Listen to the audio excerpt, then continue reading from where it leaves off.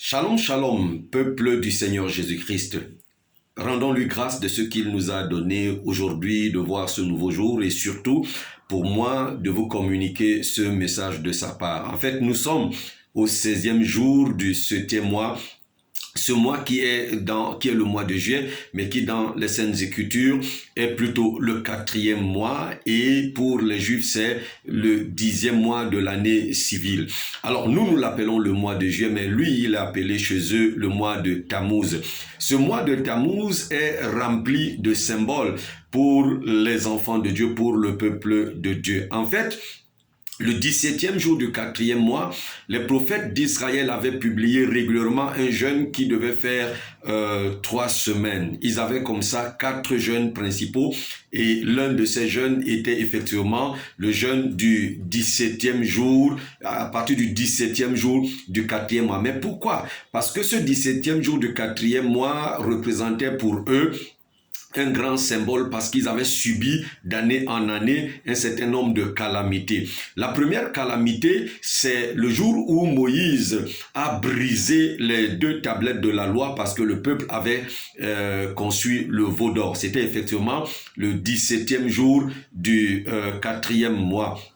Alors le peuple devait donc s'humilier pour cela. La deuxième calamité, un autre 17e jour d'un 4e mois aussi, a été le jour où Antiochus Épiphane avait conçu une idole dans le sanctuaire du 2e temple de Jérusalem.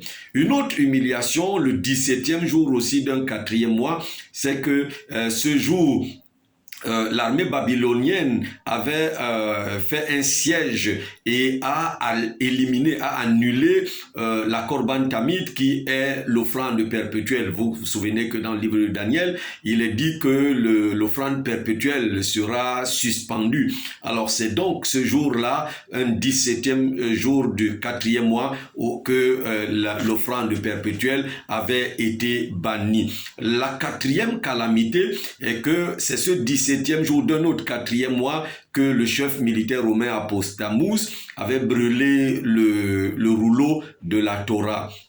Et donc, la 5e calamité, c'est ce 17e jour d'un autre 4e mois qu'une brèche avait été faite dans la muraille de Jérusalem alors que l'armée romaine y avait tenu un siège. Donc, d'année en année, c'était un moment d'humiliation. Maintenant, nous entrons dans quelques heures au 17e jour d'un autre 4e mois, d'un mois de Tammuz qui est l'équivalent du mois de juillet chez nous.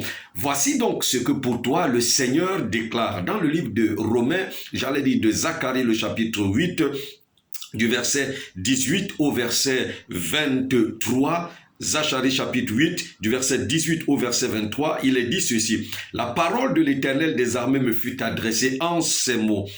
Ainsi parle l'Éternel des armées, le jeûne du 4e mois, le jeûne du 5e mois, le jeûne du 7e mois et le jeûne du 17e mois se changeront. Pour toi qui es dans l'humiliation, pour toi qui jeûnes, pour t'humilier tous les 17e jours, du 4e mois qui est le mois de juillet, il est dit que ces jeûnes vont se transformer pour toi en jour d'allégresse, en jour de joie et en fête de réjouissance. Alléluia, alléluia. Seulement le Seigneur te donne une recommandation. Il dit, mais aime la vérité et aime la paix. Aime la vérité, aime la paix.